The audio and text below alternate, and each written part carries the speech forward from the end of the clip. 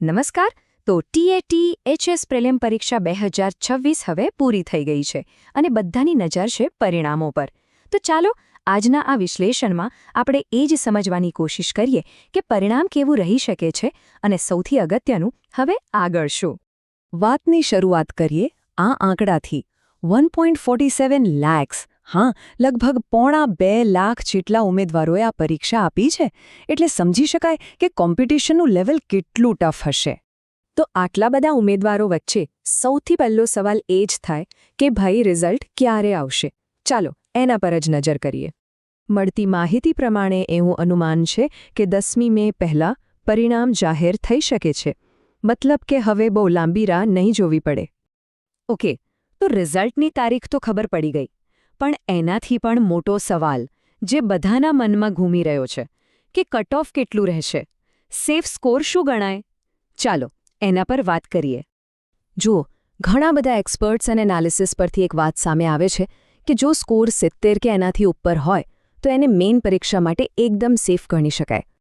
એટલે કે 70+ મતલબ એ છે કે ઉમેદવાર લગભગ મુખ્ય પરીક્ષા માટે ક્વોલિફાય થવાની રેસમાં ખૂબ જ મજબૂતીથી આગળ છે.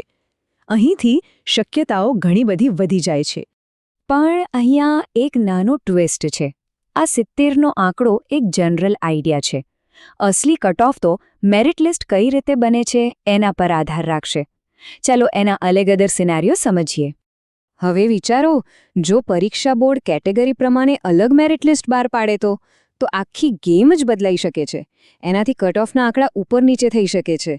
દાખલા તરીકે બની શકે કે જનરલ કેટેગરી માટે કટ ઓફ થોડું ઊંચું, લગભગ 75 માર્ક્સની આસપાસ જાય, અને એની સામે અનામત વર્ગો માટે આ જ આંકડો થોડો નીચે, એટલે કે 65 માર્ક્સની આસપાસ રહી શકે છે.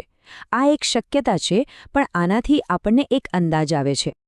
ઓકે, તો પરિણામની તારીખ અને સંભવિત કટ ઓફની વાત તો થઈ ગઈ, પણ આ બધી માહિતીનું કરવાનું શું? સાચો સવાલ તો એ છે કે હવે આગળ શું કરવું. જો આ જે કટ ઓફની ચર્ચાઓ છે એ ખાલી રાહ જોવા માટે નથી. આ એક પ્રકારનું સિગ્નલ છે, એક વેકઅપ કોલ છે.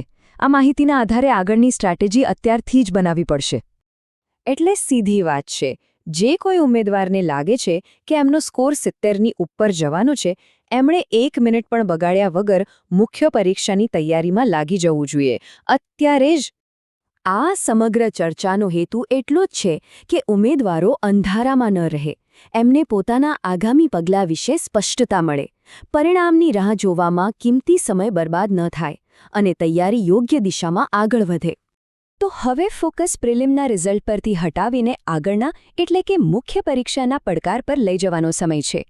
કારણ કે આખરે સવાલ એ નથી કે પ્રિલિમમાં શું થશે. અસલી સવાલ એ છે કે મુખ્ય પરીક્ષા માટેની તૈયારી કેટલી મજબૂત છે. શું ઉમેદવારો આગલા સ્ટેજ માટે ખરેખર તૈયાર છે?